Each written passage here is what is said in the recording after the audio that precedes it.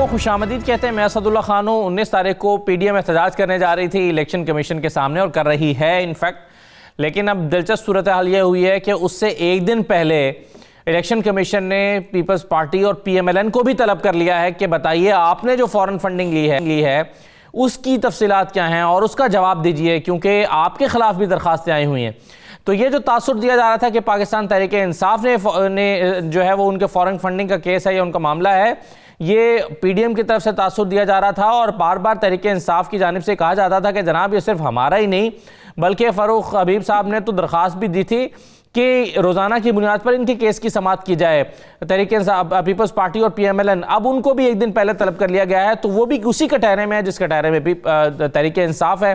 तो एहतजाज किस की जो लॉजिक है या आर्ग्यूमेंट है वो अब क्या रहेगा, एक तो हम इस पर गुफ्तगू करेंगे। दूसरा, इसमें बिलावल साहब जो हैं वो शिरकत नहीं कर रहे, उनकी जो अदम शिरकत है क्या वो मानी खेज है, इसको किस अंदाज में देखा जाएगा। और फिर इलेक्शन कमीशन ने सुप्रीम कोर्ट में जो अपना जवाब जमा कराया है ओपन बैलेटिंग के हवाले से, सेनेट इंतखाबात के हवाले से, उसमें इलेक्शन कमीशन ने वाज़ेह तौर पर इसकी मुखालफत कर दी है और कहा है कि ये ओपन बैलेटिंग नहीं हो सकती। इस पर हम गुफ्तगू करेंगे। और फिर ये कि पीडीएम की जो हिकमत अमली है वो क्या होने जा रही है 19 तारीख के बाद, ये तमाम चीज़ें आज के प्रोग्राम का मौजू रहेंगी। अयाज साहब मेरे साथ मौजूद हैं, सीनियर तजज़ियाकार हैं। अयाज खान साहब बहुत शुक्रिया। और यह मकबूल जान साहब हमारे साथ मौजूद हैं और इरशाद अहमद आरिफ साहब हमारे साथ मौजूद हैं। तमाम मेहमानों को खुशामदीद में। बिलावल साहब आज जो गुफ्तगू कर रहे थे सबसे कुछ देर पहले, मैं वो आपको सुनवा देता हूँ। अपनी प्रेस कॉन्फ्रेंस थोड़ी देर पहले ही उन्होंने की है और वो डिमांड कर रहे हैं कि इमरान खान साहब बताएं उनको किन मुल्कों से फंडिंग आती रही है। इमरान खान साहब की स्टेटमेंट कुछ और है, ज़रा सुन लीजिए क्या कह रहे हैं वो। फॉरेन फंडिंग केस का जो आज तक कोई जवाब नहीं मिला है, जिस पे संगीन इल्जामात लगे हैं, 19 को इलेक्शन कमीशन के सामने एहतजाज भी करेगा और मुतालबा करेगा कि इस केस को कंक्लूजन की तरफ लेकर जाए, बताया जाए कि ये कौन से ममालिक से कौन से लोग थे जिन्होंने इतना ज्यादा पैसा पीटीआई को दिया है, क्या जब से पीटीआई हुकूमत में आई है इन्होंने इन लोगों को कोई फायदा पहुंचाया है या नहीं। अच्छा, अब इस पर औरिया साहब, इमरान खान साहब का तो कहना यह है कि हमने लोगों से फंडिंग की है, आवाम से फंडिंग की है। मुझे 2 मुल्कों ने ऑफर की थी, मैंने वो ऑफर ठुकरा दी, जबकि पीएमएलएन जो है उसको 2 मुल्कों से अभी भी जो है वो फंडिंग की जाती है और की जाती रही है। तो इमरान खान साहब का यह मौक़िफ़ है। बिलावल साहब कह रहे हैं कि आपको किन मुल्कों ने फंडिंग की, इमरान खान साहब कहते हैं मुझे किसी मुल्क ने फंडिंग नहीं की। कैसे देख रहे हैं इस सारे मामले को? देखिए, कल मैंने सेक्शन 204 पढ़ के सुनाया था जी, और उसमें सेक्शन 204 में बड़ी वाज़ेह 4 चीजें रखी हुई हैं कि in this section the foreign aided political party means a political party which has been formed और organised at the instance of any foreign government और पॉलिटिकल पार्टी, यानी या को गवर्नमेंट बनाए उस पार्टी को या पॉलिटिकल पार्टी बनाए और फॉरेन कंट्री को ही, इज एफिलिएटेड टू और associated with the foreign government और political party of a foreign country, और आगे तीसरा आता है रिसीव्स एनी एड फाइनेंशियल और otherwise from a foreign government और political party of a foreign country और any portion of its fund from a foreign national. ये अब फॉरेन नेशनल का सिर्फ एक छोटा सा इशू बन जाता है और फॉरेन नेशनल को आपको जस्टिफाई करना पड़ेगा कि फंड कैसे लिए। आपको जितने भी फंड हैं आपको शनाख्ती कार्ड जमा कराने पड़ेंगे कि उसने दिए हैं, यहाँ पर जो जैसे भी जो चीजें हैं। ये एक बहुत छोटा सा पोर्शन है जो कि इसके अंदर, जिसको हमने बहुत बड़ा बना के एक ऐसा इशू बना दिया हुआ है जिसकी हिसाब ही नहीं। मसला सारा यह है कि अगर पाकिस्तान की पॉलिटिकल पार्टी का टोटल खर्चा देख लिया जाए, जलसों का, जुलूसों का, उनकी हेडक्वार्टर्स का, उनके लीडरों के आने जाने का, ये सारा कुछ, तो एक पार्टी भी पाकिस्तान के अंदर अपने फंड्स का हिसाब नहीं दे सकती। ये बड़ी तय बात मैं कह रहा हूं आपको। इनसे पूछ लें कि इतने बड़े बड़े चीजें जी कहां से आते हैं, कौन से कानून के खजाने हैं जो आपको इधर से जलसे से उठाते हैं, वहां लेके जाते हैं, वहां ट्रांसपोर्टेशन है, ये दुनिया पूरी में भी यही है। वो भी कहते हैं जी हमारे कॉक्सेस बने हुए हैं, वो वहां से आते हैं। ये जो 6.8 बिलियन डॉलर का जो ओबामा के पैसे थे और जो आए थे उससे पूछा कि कैसे लिए, तो उन्होंने फिर कहा ये पार्टी ये है वो है, इससे कर करा के उसके उन्होंने किया था। गॉर्डन ब्राउन का आपको याद होगा बहुत बड़ा मसला बना था इसमें से। पाकिस्तान नहीं, दुनिया पूरी के अंदर जो डेमोक्रेटिक पॉलिटिकल पार्टीज हैं वो इसीलिए फॉरेन फंडिंग पर चलाई जाती हैं ताकि आप पूरी पार्टी को मुकम्मल के मुकम्मल तौर पर खरीद सकें, और खरीदी होती हैं। जो पार्टी को फंड करता है वही कहता है ना जाके इराक में जाके बम बरसाओ ताकि हम वहां पर वही पूरा लंदन बाहर निकल आए। तो असल मसला यह है कि ये छोटा सा पोर्शन है, इशू और कोई नहीं है, ये हम अपने इसमें खड़ा किया हुआ है। अब वो बाकी पार्टियां आ जाएंगी जब मतलब उनका खुलना शुरू होगा, हिसाब तो किसी ने मेंटेन किया ही नहीं हुआ।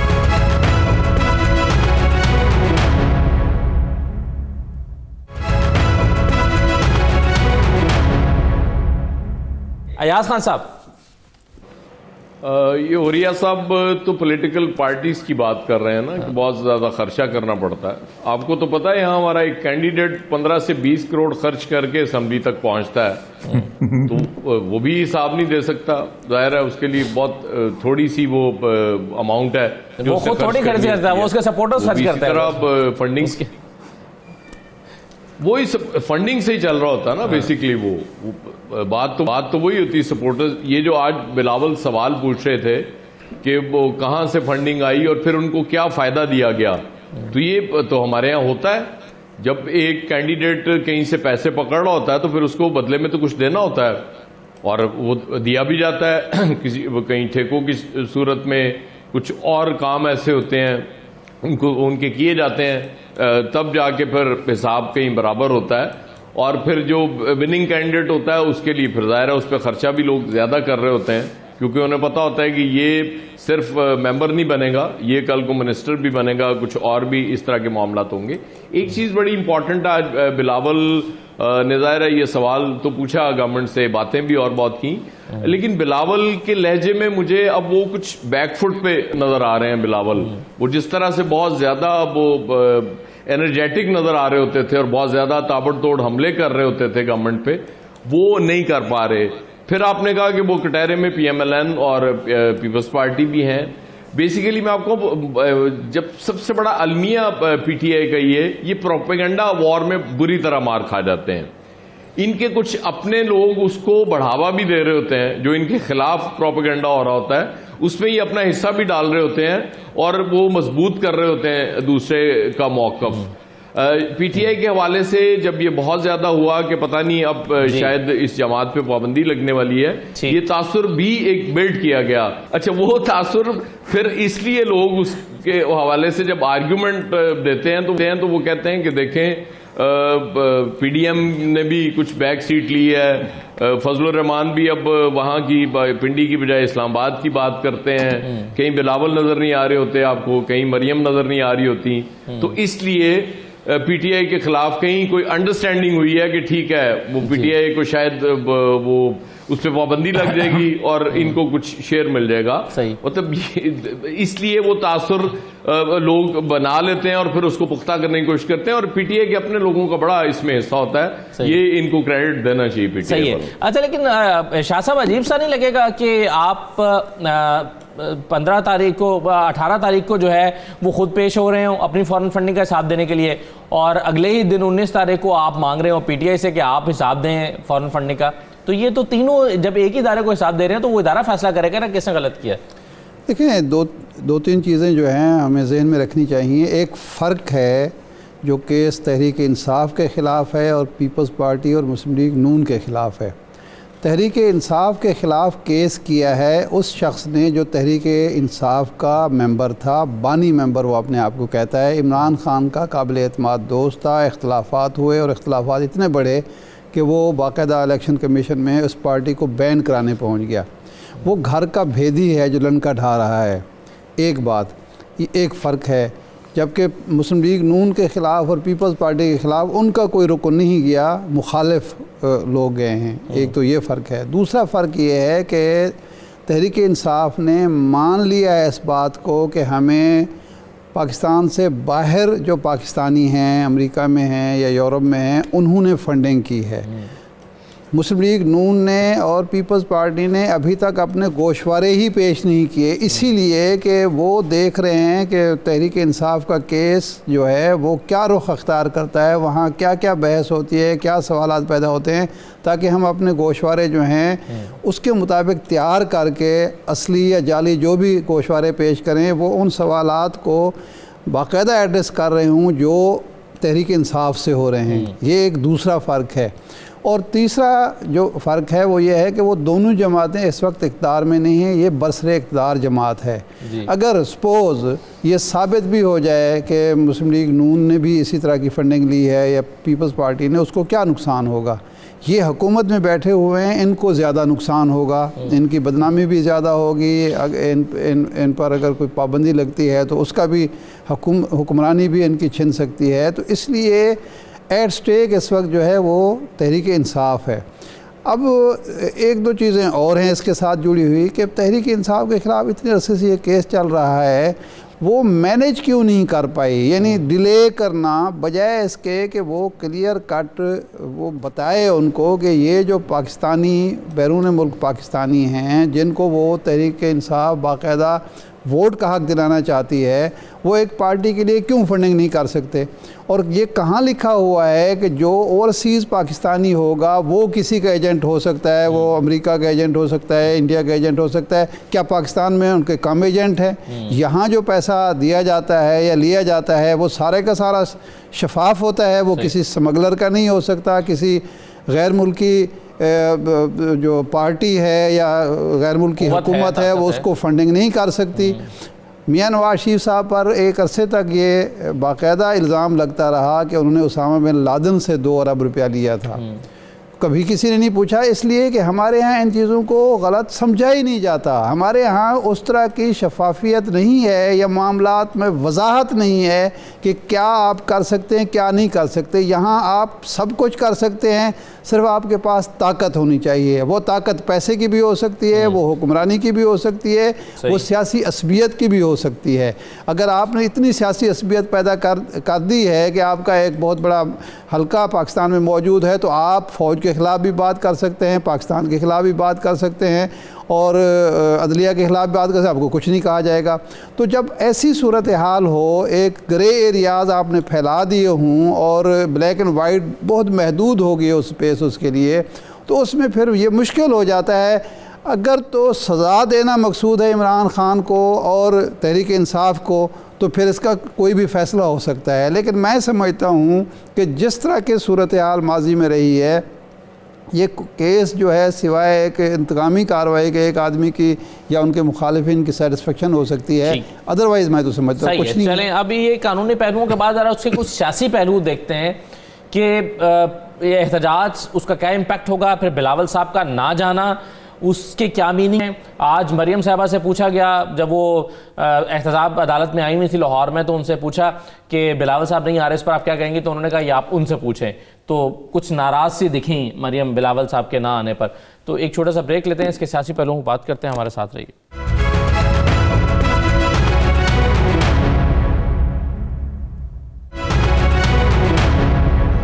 दोबारा आपको खुशामदीद कहते हैं। ब्रेक पर जाने से पहले मैंने कहा कि 19 जनवरी के एहतजाज के जो सियासी पहलू हैं उस पर बात करते हैं, लेकिन उससे पहले हम एक और मामले पर गुफ्तगू कर लेते हैं। और वो मामला है कि इलेक्शन कमीशन ने जो अपना सुप्रीम कोर्ट में जवाब जमा कराया कि सेनेट के इंतखाबात के हवाले से ओपन बैलेटिंग नहीं हो सकती, इस पर हम गुफ्तगू करेंगे। कुंवर दिलशाद साहब भी इस हिस्से में हमें ज्वाइन कर रहे हैं। बहुत शुक्रिया कुंवर साहब। मैं आप ही से शुरू कर लेता हूँ। सबसे पहले ये बताइए कि आप इस राय को किस तरह से देखते हैं जो इलेक्शन कमीशन ने दी है, और जो होप्स थी हुकूमत की ओपन बैलेटिंग के हवाले से, वो किस बुनियाद पर थी? क्या उनके पास कोई कानूनी और आईनी नुक्ता मौजूद है जिसकी बुनियाद पर वो ये एक्सपेक्ट कर रहे हैं कि उनको ये इजाज़त मिल जाएगी ओपन बैलेटिंग की? देखिए, असूली तौर पर पाकिस्तान के अटॉर्नी जनरल ने ओपनिंग बैलेट के बारे में, सेनेट के इलेक्शन के बारे में जो रिमार्क्स दिए, वो इस रिमार्क्स ऐसे काबिल एतराज़ थे जिससे पूरे सेनेट का सिस्टम ही ज़मीन बॉस हो गया। अब अटॉर्नी जनरल पाकिस्तान ने अपने जवाब में ये अपना दाखिल कराया कि जो सेनेट के जो इंतखाबात होते हैं वो आइन के मुताबिक नहीं होते। अब इलेक्शन कमीशन पाकिस्तान तो एक अपने इदारे का, अब आइन का, कानून का, इलेक्शन के मामलात का मुहाफ़िज़ है। तो उन्होंने इसका बड़ा अच्छा जवाब दिया कि जनाब आर्टिकल 226 का है, जिसके बाद 159 है, इसके साथ साथ हमारा आर्टिकल 224 है। ये तमाम जो हैं वो इलेक्शन जो सेनेट के होते हैं वो आइन के मुताबिक ही होते हैं। अब अगर आपने इसमें ओपनिंग बैटल जो की है, जैसे कि आप बता रहे हैं बैटिंग करनी है, ओपनिंग करनी है, शो ऑफ हैंड करना है, वो तो आर्टिकल 226 की सिर्फ खिलाफ वर्जी है। जबकि अटॉर्नी जनरल ने जो जवाब दाखिल कराया सुप्रीम कोर्ट ऑफ पाकिस्तान में, उन्होंने ये कहा कि जनाब जो आर्टिकल 226 है वो सिर्फ सदारती इलेक्शन के बारे में है। तो मुझे तो उनकी जहानत पर, अक्लमंदी पर और दानिश पर बड़ा हैरानगी हुई। इसके साथ साथ उन्होंने ये भी, हुकूमत की सबसे बड़ी जो कोताही नज़र आ रही है वज़ीर आज़म की भी और प्रेसिडेंट पाकिस्तान के भी, इतना अहम मशावरत, इतनी बड़ी अहम रेफरेंस भिजवा रहे हैं सुप्रीम कोर्ट ऑफ पाकिस्तान में, लेकिन उन्होंने इलेक्शन कमीशन ऑफ पाकिस्तान को नज़रअंदाज कर दिया। इलेक्शन कमीशन पाकिस्तान तो मेन स्टेक होल्डर है जिन्होंने इंतखाबात करवाने होते हैं, उनसे मशवरा ही नहीं किया और मशवरा करने के बजाय डायरेक्ट ही उन्होंने सदारती रेफरेंस भिजवा दिया। तो इलेक्शन कमीशन पाकिस्तान का पॉइंट बहुत वजनी है, क्योंकि वो आईनी इदारा है और सुप्रीम कोर्ट ऑफ पाकिस्तान भी आईनी इदारा है। तो उन्होंने इलेक्शन कमीशन ऑफ पाकिस्तान के पॉइंट ऑफ व्यू को वजन देना है। जो वो ये कहते हैं ना, तमाम इंतखाबात जो सेनेट के होते हैं वो आइन के मुताबिक होते हैं, आइन ने उसको तहफ़्फ़ुज़ दिया है। तो ये तमाम मामला जो दुरुस्त है, लेकिन बहरहाल उन्होंने ये कहा है कि आप कानून साजी कर दें, हमें कानून साजी करने के भी जो भी रास्ता देंगे इलेक्शन कमीशन पाकिस्तान उसको पाबंद है करने का। अब इसको कानून साजी करने के लिए हुकूमत के पास 2/3 मेजॉरिटी नहीं है, अपोजिशन के साथ उनकी महाजराई चल रही है। और सिंध गवर्नमेंट ने बाकायदा जो जवाब दाखिल कराया है वो इलेक्शन कमीशन के पैटर्न पर करवाया, तो उन्होंने मुखालफत की है। लिहाजा ये जो उन्होंने जमा करवाया सदारती रेफरेंस में, तो सबसे पहले प्रेसिडेंट ऑफ पाकिस्तान को चाहिए था कि इलेक्शन कमीशन ऑफ पाकिस्तान और चारों सूबों राय मांगते, मशवरा करते, गवर्नर से करते, तो तब ये जाके मामला सुप्रीम कोर्ट में जाना चाहिए था। तो ये कबल अज़ वक्त चला गया और उसके असरात जो है नजर नहीं आ रहे। ठीक है, ये बात चलें तो। और ये सब कानून साजी और आईनी तरमीम के बगैर आपको रास्ता देखते हैं कि ये ओपन बैलेटिंग से सेनेट इंतखाबात हो जाएं? देखिए, वो सारी बहस आप कभी अटॉर्नी जनरल की देखें ना, तो उन्होंने सुप्रीम कोर्ट के उन फैसलों का हवाला दिया है कि जो फैसले डिक्टेटर्स को फ़ायदा पहुंचाने के लिए होते हैं। क्योंकि आपने फलां को तरमीम करने की इजाज़त दे दी, फलां को ये कर दिया, 58(2) भी आपने दोबारा जारी कर दी। तो सबसे बड़ी बात यह है कि आप इंटरप्रिटेशन आपका इख्तियार है। अब आइन बड़ा क्लियर है कि सिवाय अपना वज़ीर आला के और वज़ीर आज़म के इंतखाबात के बाकी सब सीक्रेट बैलेट के तौर पे होगा, और ये एक किसी भी पार्टी को डिक्टेटरशिप से बचाने के लिए होता है। खान साहब का बड़ा अजीब-ओ-गरीब आर्गुमेंट है कि जी पैसे लेते हैं, तो अगर पार्टी हेड पैसे ले ले तो फिर क्या होगा? पार्टी हेड नवाज शरीफ साहब ले लें या जरदारी ले लें, इमरान खान साहब ना लें अगर फॉर एग्जाम्पल, तो फिर क्या होगा? वो इकट्ठी पार्टी पैसे ले लेगा।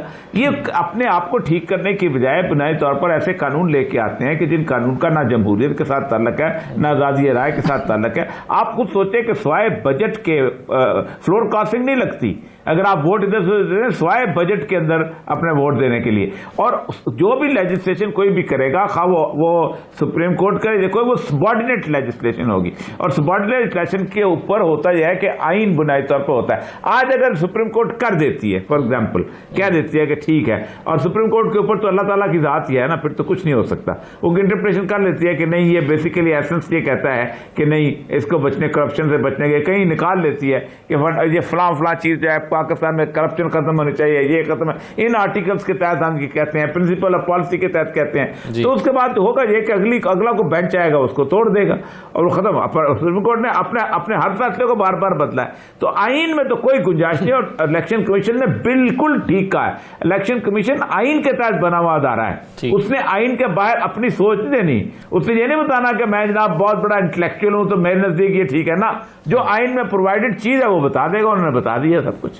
सही है। प्लस शाह साहब, आप तो वैसे इसके मुखालिफ रहे हैं इस ऑप्शन के, ये कि ओपन बैलेटिंग से होना चाहिए। आप ये समझते हैं कि अखलाकी तौर पर एक बंदे को अपने ज़मीर के मुताबिक फैसला करने की इजाज़त होनी चाहिए। तो आपकी राय तो इस पर यह है शायद। देखें, 2-3 इसके पहलू हैं। पहला बात तो ये है कि मैं हमेशा ये कहता हूँ कि अगर आप सियासत से अखलाकियात को निकाल देंगे तो उसका नतीजा यही होगा दूसरी बात यह है कि आइन की एक स्कीम है, इलेक्शन के हवाले से, असम्बलियों के हवाले से, सेनेट के हवाले से, आप उस स्कीम को डिस्टर्ब करने जा रहे हैं। तीसरा जो पहलू है उसका ये है कि एक है डिक्टेटरशिप पार्टी की। ये जो ज़मीर के मुताबिक वोट देने का इशू है वो सिर्फ आम वोटर के लिए नहीं है, ये अरकान असम्बली के लिए भी है। आप आम आदमी को सीक्रेट बैलेट के तहत क्यों करते हैं? वहाँ शो ऑफ हैंड क्यों नहीं कर देते? वहाँ सरेआम क्यों नहीं करते? इवन अमेरिका में तो सबको पता होता है कि ये रिपब्लिकन है, ये डेमोक्रेट है, क्योंकि वहाँ तो अभी तो वो लिस्ट सिस्टम ख़त्म हो गया। पहले तो लिस्ट सिस्टम के तहत होते थे कि जो किसी पार्टी का मेंबर नहीं है उसका वोट का हक ही नहीं होता था। उसके बावजूद सीक्रेट बैलेट क्यों थी? इसलिए कि एक शख्स को उस वक्त फ़ैसला करना चाहिए अपने ज़मीर को या अपने खुदा को हाज़िर नाज़िर जान के कि जिस कैंडिडेट को मैं वोट दे रहा हूँ क्या वो मेरे वोट का अहल है।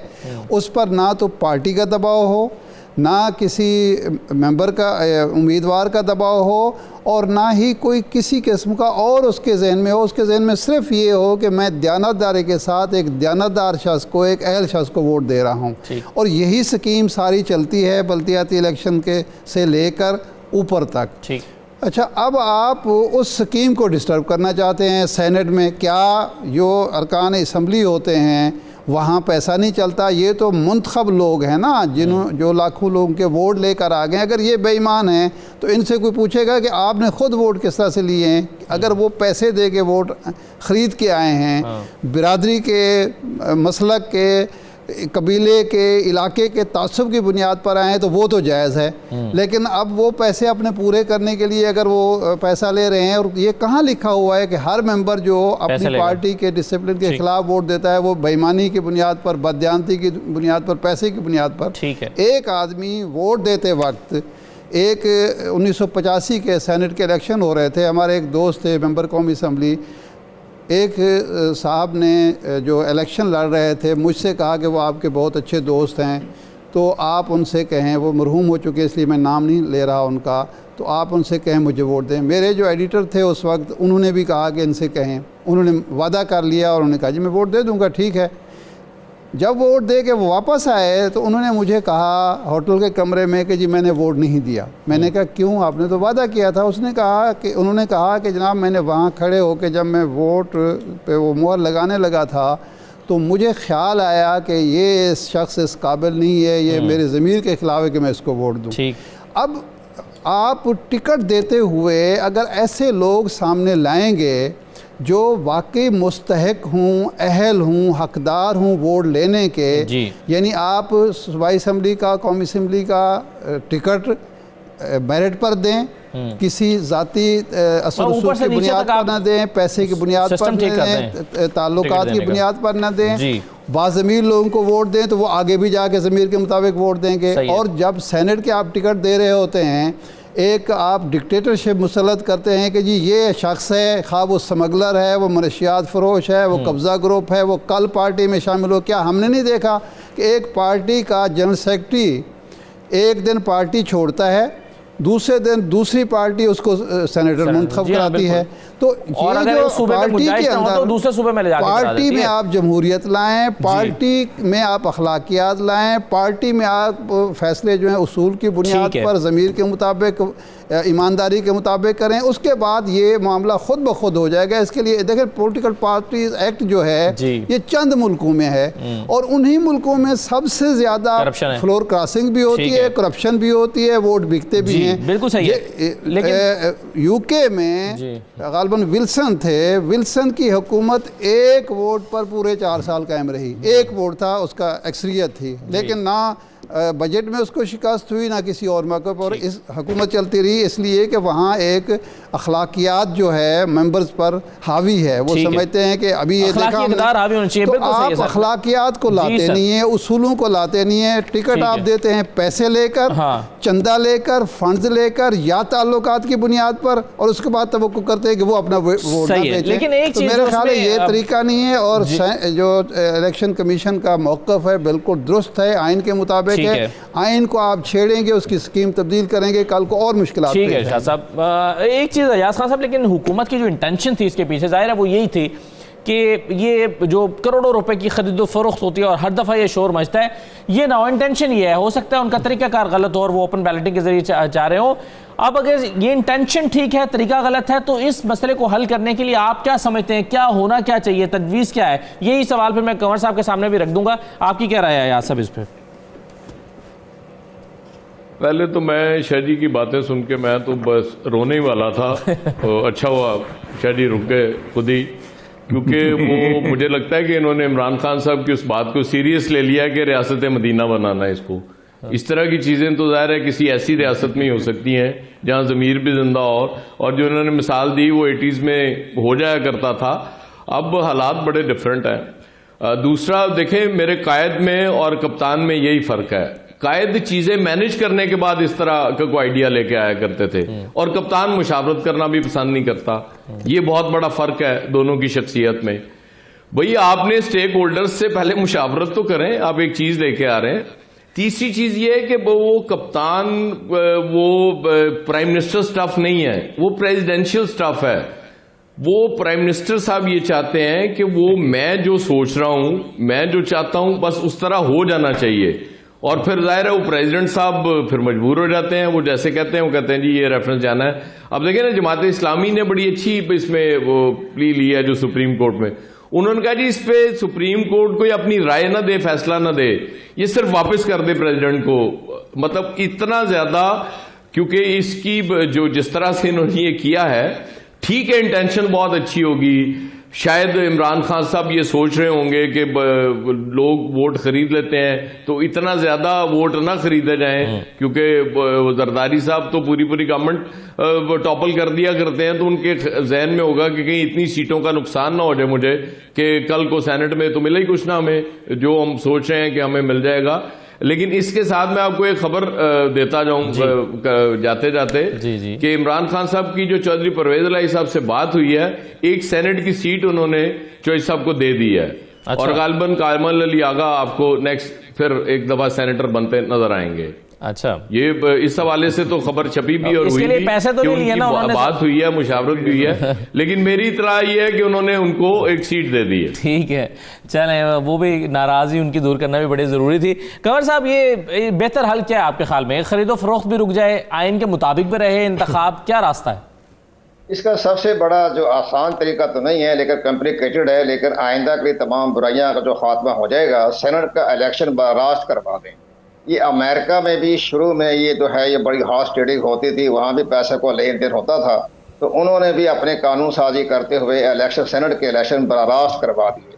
तो हमारे ये 100 सीटें हैं सेनेट की, इसके बाकायदा हल्का बंदी करवा के इसमें पूरे पाकिस्तान भर में इसकी बरास्त जो है वो आप करवा दें। बाकी जो भी तरीका इख्तियार करेंगे उसमें हॉर्स ट्रेडिंग भी होगी, जैसे कि हमारे दोस्त सही फरमा रहे हैं। अगर पार्टी के सरबराह को इख्तियार दे दिए गए तो आप यकीन जाने कि वो टिकट देने के लिए उन्होंने 10-10, 20-20, 30-30 करोड़ रुपए उससे लेना है, ताकि अब पहले वो तकसीम क्या करते थे, वोटर्स को दिया करते थे, अब वो पार्टी का हेड जो है वो अपनी पार्टी के फंड के नाम से उसे पैसा लेगा। तो हॉर्स ट्रेडिंग तो डायरेक्ट और इनडायरेक्ट दोनों चलती रहेगी। इसका लिए देर पर असरात ये तब्दील हो जाएगी बस। हाँ बिल्कुल, इसके डायरेक्ट इलेक्शन करवा दें। इंडोनेशिया में खुद मैंने इंडोनेशिया का इलेक्शन मैंने देखा है, वहाँ डायरेक्ट इलेक्शन होता है सेनेट का। इसी तरह थाईलैंड में भी डायरेक्ट इलेक्शन होता है, वहाँ भी 100 सीटों पर ही है सेनेट की सीटें थाईलैंड में। मैंने खुद में विजिट किया। मैं बहुत शुक्रिया कंवर दिलशाद का। एक छोटा सा ब्रेक लेते हैं, ब्रेक से वापस आकर वही बात डिस्कस करते हैं कि 19 तारीख को जो पीडीएम का एहतजाज इलेक्शन कमीशन के बाहर होने जा रहा है उसकी सियासी इंपॉर्टेंस, सिग्निफिकेंस क्या है। ब्रेक के बाद वापस आते हैं।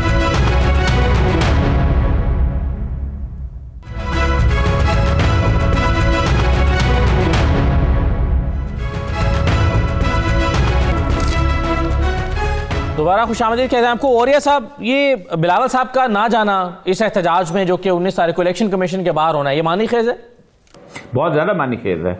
उसकी बुनियादी वजह यह है कि कोई ना कोई अंडरस्टैंडिंग ऐसी है जिसकी वजह से वो नहीं जाना चाहते, वरना तो वहाँ इलेक्शन कमीशन के सामने एहतजाज के क्या है? वो एक आपने जाके वहाँ एक टोकन से स्ट्राइक करनी है, वहाँ खड़े हो जाना है, नारे लगाने हैं। एक चीफ इलेक्शन कमिश्नर है वो बैठा हुआ है, रोज होता है, ऐसे एहतजाज अक्सर होते रहते हैं, हर अदारे के सामने होते रहते हैं। लेकिन इसका मतलब यह है कि उन्होंने अपना पीस ऑफ माइंड दिया है कि भाईजान मैं इन चक्रों में नहीं पड़ता हूँ, हम इस खाते के अंदर हम अपने खाते खुलवा लें, और तो फिर तो बड़ा मसला हो जाएगा, क्योंकि वो जो उन्होंने मैं कमर दिलशाद साहब से मैं थोड़ा सा डिसएग्री भी करता हूँ। रेड जोन के अंदर उन्होंने खुद बता दिया इलेक्शन कमीशन के पास पार्टी को बैन करने का इख्तियार नहीं है। अच्छा सर, एक फेडरल गवर्नमेंट के पास। अच्छा, और ये साहब कथा कलामी के लिए माजरत चाहता हूँ मैं, अगर मैं कारा साहब का मौक़िफ़ ले लूँ जरा, फिर मैं वापस आ जाता हूँ आपके पास। कारा साहब मेरे साथ मौजूद हैं। बहुत शुक्रिया सर। आज मरियम साहबा से सवाल हुआ कि बिलावल साहब नहीं आ रहे, आपको बताया गया, तो उन्होंने कहा कि आप उनसे जाके पूछें वो क्यों नहीं आ रहे। उससे ये लगा कि शायद इत्तेहादियों को या पीडीएम में शामिल दूसरे लोगों को एतमाद में नहीं लिया गया। अगर एतमाद में लिया गया था तो शायद ये फजा पैदा ना होती, ये सवाल पैदा ना होता कि बिलावल साहब क्यों नहीं आ रहे और ये कितना सिग्निफिकेंट है। कायरा साहब देखिए, एक तो पहली बात ये है कि पीडीएम की 11 जमातें हैं, हर जमात की क़यादत हर जगह पे जाएगी ये जरूरी नहीं है। अपनी अपनी मसरूफियात हो सकती है। कई जगह पे मरियम बीबी नहीं पहुंच सकेंगी, उनकी जगह उनकी नुमाइंदगी होगी, उनकी जो दूसरी टियर लीडरशिप है वो कर लेगी।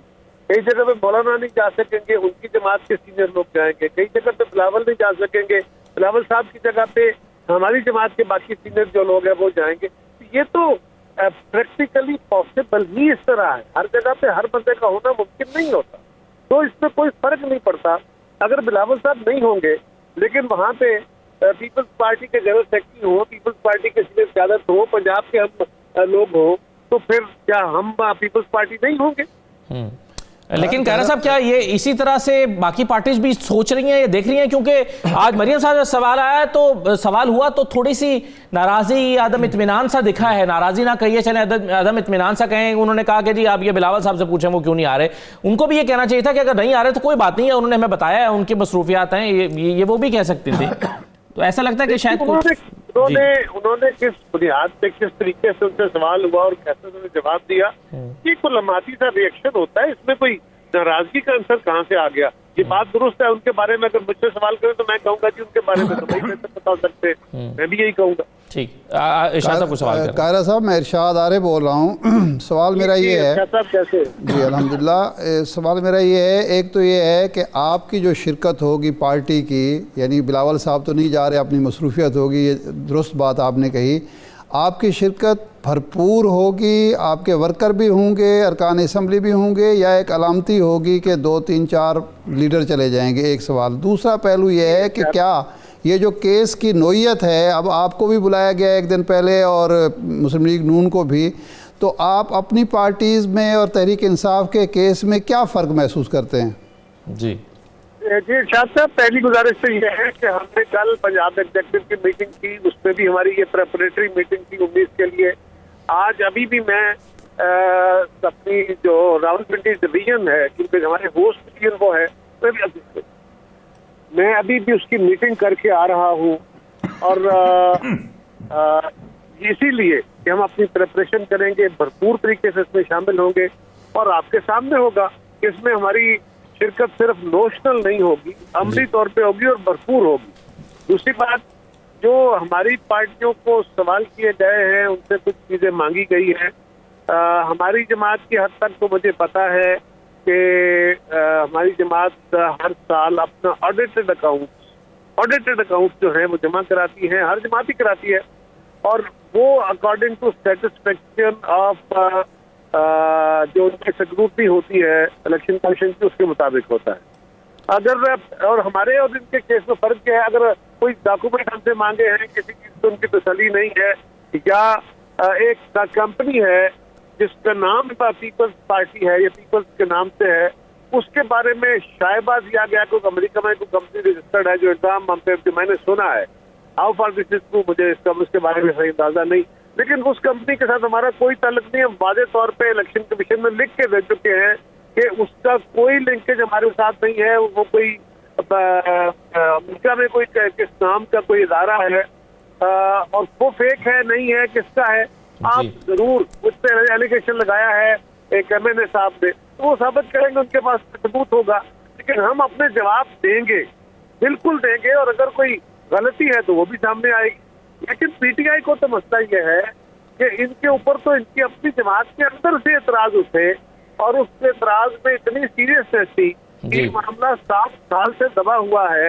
हाई कोर्ट का हुक्म आया, सुप्रीम कोर्ट का हुक्म आया, बड़ी मुश्किल से अब जाके जब हमने एहतजाज करने का फैसला कर लिया, तो ये केस लगाया गया, इसकी झाड़ फटक की गई और उसके नतीजे में पीटीआई ने फर्स्ट टाइम एडमिट किया।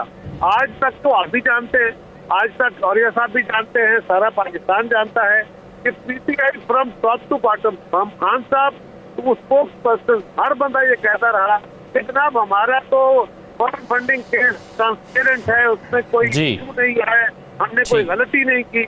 अब कहते हैं कि जी गलती तो है, हमारी नहीं, लेकिन हम उसमें शामिल नहीं है। ठीक है, राइट सर, बहुत शुक्रिया कायरा साहब प्रोग्राम में शिरकत करने के लिए। अच्छा औरिया साहब, आप बात मुकम्मल कर लें, मैं अयाज खान साहब के पास आता हूँ जी।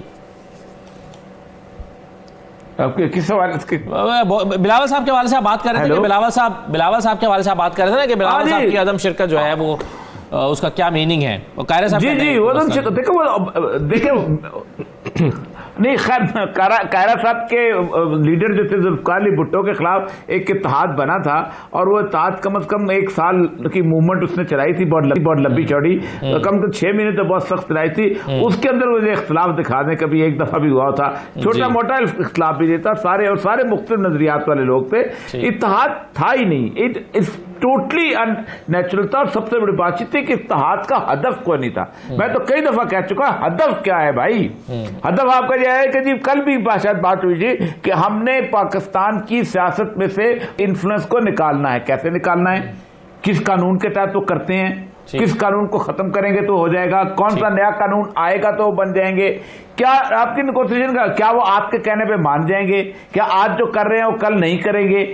ये कोई हदफ नहीं है, इसका हदफ ही कोई नहीं इस मूवमेंट का। मान लो जो इलेक्शन दोबारा करा ले जाएं, ये है दांतली है अपना, इसको किस अदालत के सामने लेके जाएंगे कि वो करते हैं? फिर सबसे बड़ा क्या, तो ये बेसिकली पीडीएम का जो है एक, जैसे कहते हैं आपस में मिलने जुलने का एक प्लेटफॉर्म है, कर ली। राइट जी। अयाज खान साहब, क्या आप 19 तारीख वाले एहतजाज के बाद पीडीएम की आगे सरगर्मी क्या देखते हैं? क्या इसी में आप लॉन्ग मार्च का ऐलान देखते हैं, फौरन बाद लॉन्ग मार्च का ऐलान देखते हैं, फिर लॉन्ग मार्च को कैसे देखते हैं, क्या हो रहा है?